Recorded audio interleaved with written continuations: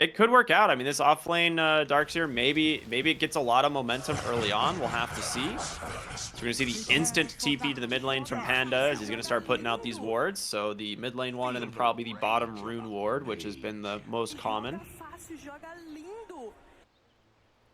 I think this one's useful not just for first blood, but the position 4 usually a little bit more likely to rotate. So when you put the other observer down here, it means if that position 4 does try to go to the mid lane to help out, you can see that. I have been informed that I have been pronouncing the carry player's name entirely wrong all day. Same. So apologies, Pike, on the Morphling. We'll do better. But hey, better late than never. I'm glad I learned. I'm all about that. I'm willing to admit my mistakes. For sure. The Just not in pronunciation's hard. not in a Dota game though. I'm Oh, never never, wrong. never. You can never admit fault in Dota knowledge, but pronunciation, right? That's totally fine. Totally fine. Yeah, absolutely. That's the Dota 2 player way. Joking, guys. Definitely admit your faults. It'll help you improve. All right. No, don't give him the secrets. I need this upper hand. That's how I gain MMR.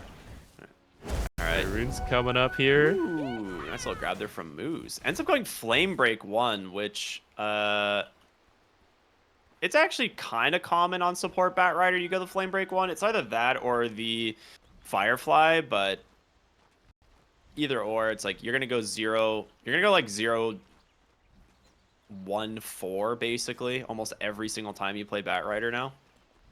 Yeah, I think Flame Break 1 will be fine here. You might even get a little lucky if the positioning works out. You might be able to knock back someone into like double Ion Shell, get a lot of damage in. Yeah.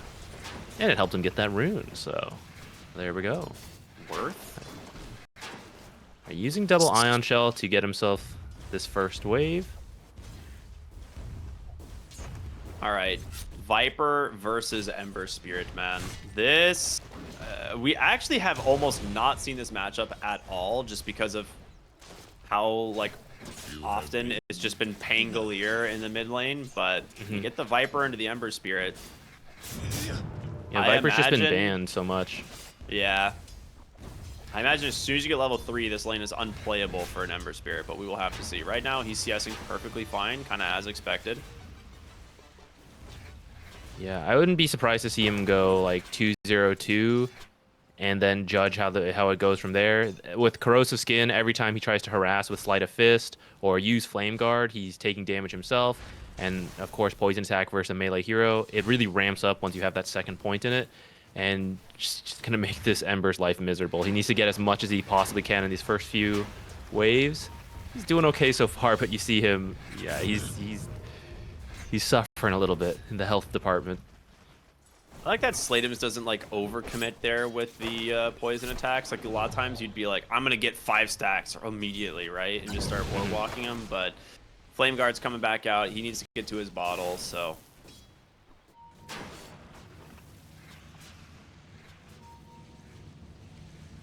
We'll see. Ember Spirit doing quite well though. What do you think about, I guess we can focus a little bit up on this bottom lane, because I am curious how this is going to play out. Oh, Panda needs to be a little bit careful here. They're going to do lane dragging. So this is kind of what I expected. Right, you don't really want the Darkseer actually fighting into the anti-mage, as the mana break is just really annoying, and you don't have like a soul ring or mana boots or anything quite yet. Yeah, I think this should go well for this anti-mage. Especially now that they've dealt with the first few Ion Shells, we see that Darkseer's reaching that point where he has no mana, and like they're just gonna work together, Anti-Mage and Nature's Prophet, to try to deny things. Like once you reach, like the pros are pretty good about dealing with Ion Shell.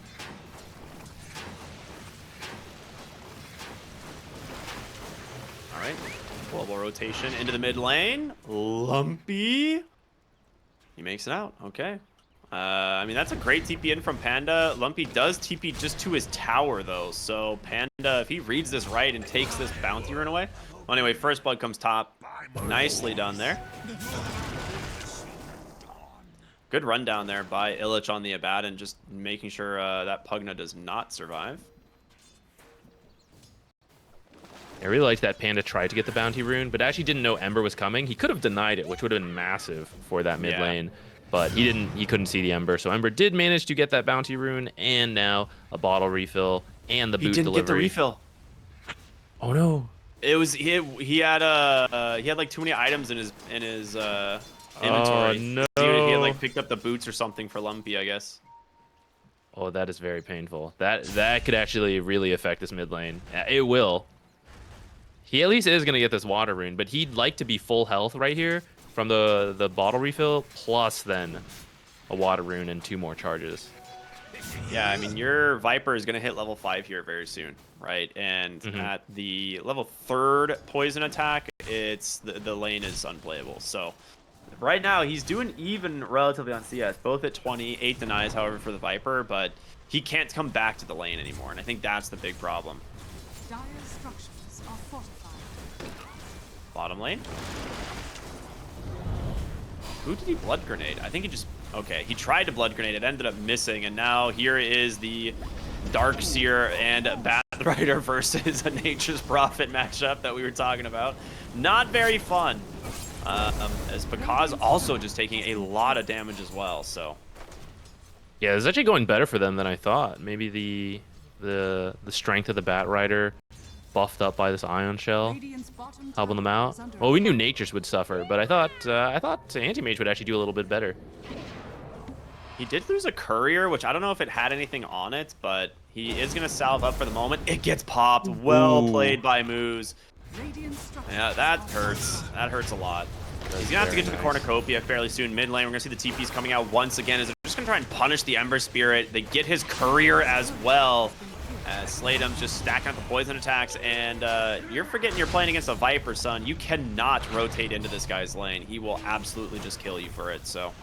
Gardic likely to die here behind the tower. Well, one more auto attack gets the kill. Panda will tick down to Moose. Interesting that Slatem's like backed off there. Yeah, I thought he would be all about an extra kill on Pugna, but maybe he doesn't want to risk it. Knows he's winning, and kind of the one way to throw this lane would be to dive too far under tower. Yeah. So he's level 6 though. Lumpy, unlucky there on the rune. If he gets it, like maybe it's you know, he can make something happen, but level 6 Viper, he's got to go for Boots of Travel soon. Oh, he's actually just going Treads, so he's still very slow though. He needs a movement speed item. I don't think Ember can show until he has 6, or if he knows Viper's there, he cannot show up. So this Invis rune might actually catch him off guard here.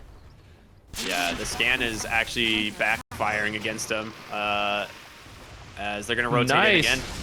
Dude, he that's planted that brutal. Iron Branch to try to break vision, but Panda rotating in to provide the vision for the remaining poison attacks. They scanned the jungle there to see if he was rotating top, and they thought he was. So he came back to the lane, and it just ends up being an invis rune. It's like, yeah, absolutely worst case scenario. Good read here by Illich on the Abaddon, knowing that this trying to steal wisdom runes. Oh my god, Knight gets it. He's gonna die for it, but it's worth it. Super worth, yeah. Radiant's top tower is under Gardic is struggling on this Pugna for sure. Only level 3 at the moment. But he's gonna get forced to ult.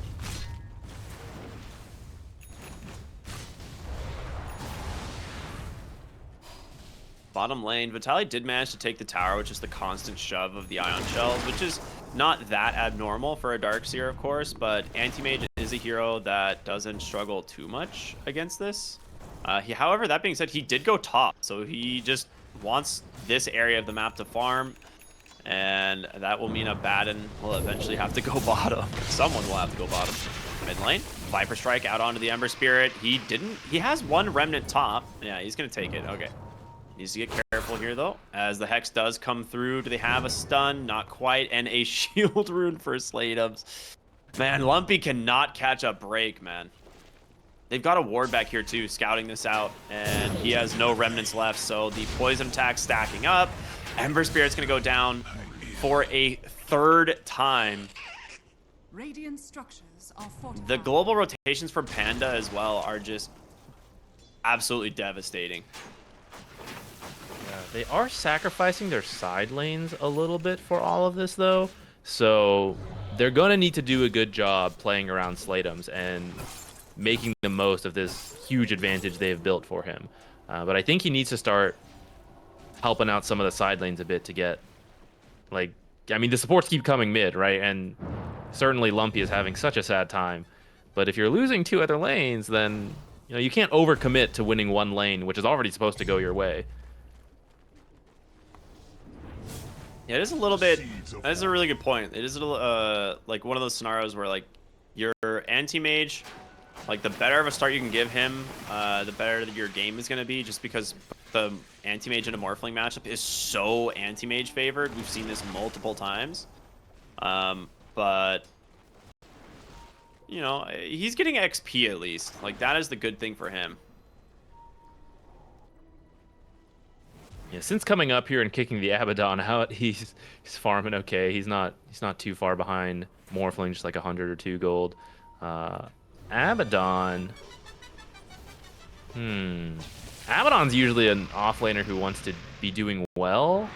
Playing from behind, it's not as easy as like a Darkseer who's playing from behind, who's still going to be able to surge his teammates. Ion Shell's still a lot. The wall, of course, still good. Abaddon needs to get in there and hit people to really contribute. But I guess in this game, maybe he can just shield his Viper. Well, I'm actually very surprised. Lumpy has I'm really surprised by how this mid lane's going, and actually this mid tower is like pristine. It's taken barely any damage. It's like 1 creep attack or something. they've dove the tower like 4 times, and the tower has taken no damage. That's crazy. Yeah, I'm wondering if they focused a little bit too much on killing Ember. Here's the thing about Ember, like, you can give him a terrible game. We've seen that. He will eventually pick up a Mage Slayer, and then he's like, I'm contributing massively in these team fights by just using Sleight of Fist. Right? So I think maybe they needed to take that tower a little sooner. Like, their mid tower is taking more damage. Like, that's whack. How is that happening? Yeah, I agree. That I feel like shouldn't have happened. I'm a little bit confused on the Viper build. Like, a mid laner, like, well, we'll see a big fight break out top lane as the wall comes out from Vitali. It ends up just being a 1-for-1 trade, so I guess you're pretty happy with that if you're Lion. He, like, solo kills the barrier, gets a finger stack, and you force the wall. Like, that seems perfectly okay.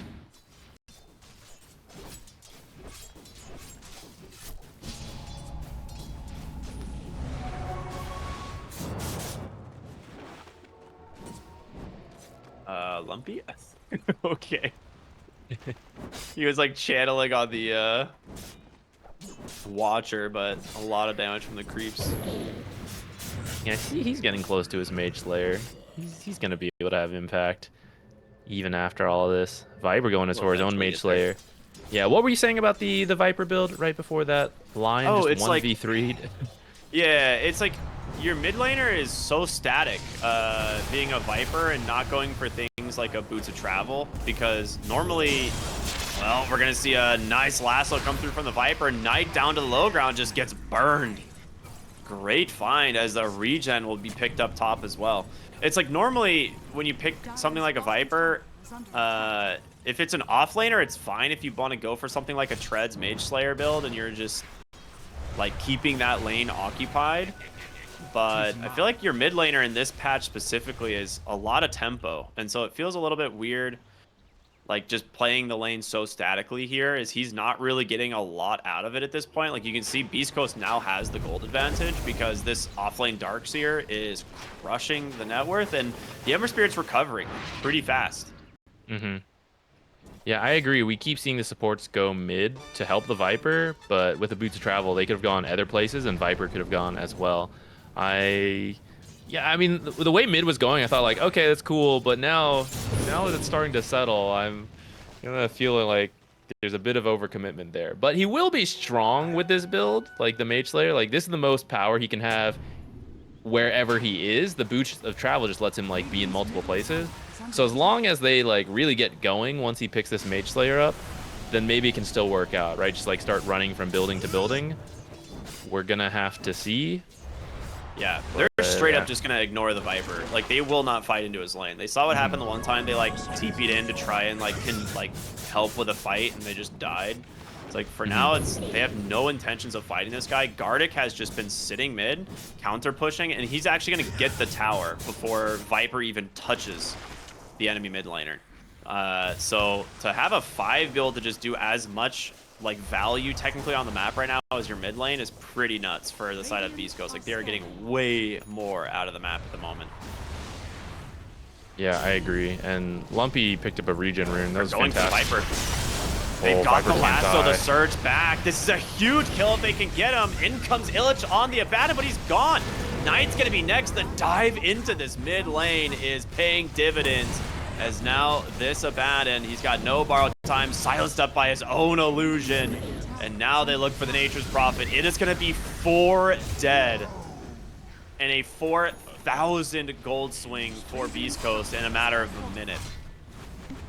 All right, last game we said Beast Coast had a great draft, but maybe not the clearest game plan. It feels like that's what Boom is going through right now. Like, we liked the draft, but it doesn't seem like it's coming together the way we thought it would. Now, Anti-Mage did finish his Battle Fury now. He's going to start picking up faster. He's almost 2,000 gold behind the Morphling. But as the game goes, like, I still think it's a good Anti-Mage game. But Viper Abaddon not going to be the best to enable him, especially if they've now given up their early lead. Panda's just dead top here on this Nature's Prophet as an amplified damage rune just doing work. He's gonna get surged away on Lumpy, but he has got a lot of Viper Strike stacks on him. The question is, can they finish the job? The slight to dodge out a last little tick of damage, and he's gonna make it. All right, he'll just get healed up by Gardic. It's time for them to go right back in. Why not? You still got this amplified damage running. See what you can find. Slatem's on the Viper is a great kill, but Madden, if they can force the ult, wouldn't be bad. Got another lasso available. Be okay. Yeah, Lumpy really redeeming his last game performance. It's like, okay, that was on me, guys. This time, I'll get counterpicked. All the supports will come to my lane. I'm gonna do it anyways. Radiant's middle tower is under Dude, this is huge for Beast Coast. They are so far ahead right now, and they will go ahead and catch the Abaddon here. And with that Curse of Avernus, it will proc. He does go ahead and get the borrowed time off, but the lasso just gonna drag him right back in. Here comes Slatem's trying to do what damage he can, but you've lost one big kill. They can turn it around for more. Because TPing in, feeling like he might need to assist his team, but like, you've been playing this whole game with 4 heroes for Beast Coast. Your Morphling has never joined. Pyke is just free farming completely. See that? Actually, he picked up 3 kills. I don't even remember this happening. Was that just in his lane? It was the mid lane. He like, when he came mid for that big tower dive, he like waveformed through, killed the Abaddon, got a kill on like another. Right. Yeah, so I mean, he's almost hitting 10k net worth. Viper, That is very fast. he's just gonna die again. Well, dude, the itemization on Moose's Batrider is owning too. Just the really early drums is the gap closer. And here's the problem with building like a really immobile mid laner is when you start falling behind, you're just food, honestly. And Lumpy, he's just gonna chase for Knight here, chains up onto the high ground. He does get the stun, has a Hex to follow it up, but where can you go? Right into the hands of more Beast Coast heroes. They now have an 8,000 gold advantage. This game has fallen apart. Yeah, and it's always a little Radiant's middle tower scary is under to attack. call this as a caster, but I'm actually very worried for Boom right now because I think the draft game plan was a very early lead and like the 4 heroes make space for Anti-Mage to pick up all the farm and then like you win off a strong mid-game timing. But they're really losing this. Panda's getting hunted down here. Trying to get a D ward before he goes. This was honestly such a sick read from Moose. He was up here just waiting, like, just by this rune spot. He puts like a ward sentry down, and then Nature's Prophet like TP's in and he just instantly kills him. They've caught Slatem's once again on the Viper. Yeah, He can't get away. This can't happen to a Viper. Like, Viper counterpick, this is not supposed to happen. No. this like completely misses the window of the hero, and he's not really a hero that recovers. He has to win his lane and go from there. I feel like it's a little bit of like the Viper is fine, I think, if you are picking it with a hero that you can play around, that can amplify the magic damage coming out from the Viper, but you really just don't have that. So I'm wondering if it would have just been better to go for something like an early Veil into like a Shiva's and just play fast on the Viper instead of trying to go for this Mage Slayer like attack damage build. Because now he's just getting completely destroyed. And then looking for Pakaz. Illich is here behind him. The vacuum, the lasso, they got him. He's just dead. Illich can't save him. Moose is just destroying these guys on the Batrider. Panda dead behind the tower as well. Does this Ember look like a hero who started off 0-3? No. And like at a 3-level disadvantage almost as well. Like, yeah. He's done really well for himself this game.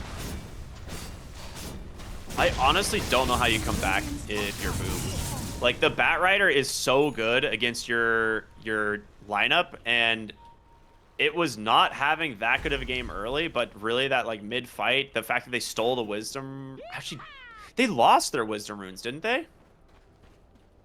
Yeah, Didn't Boom... Knight steal it? Knight stole this 7-minute Wisdom rune. Yeah.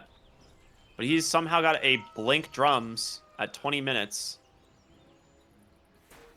And yeah, I think they just over committed to that mid lane, and they didn't like they got the kills but never actually touched the tower.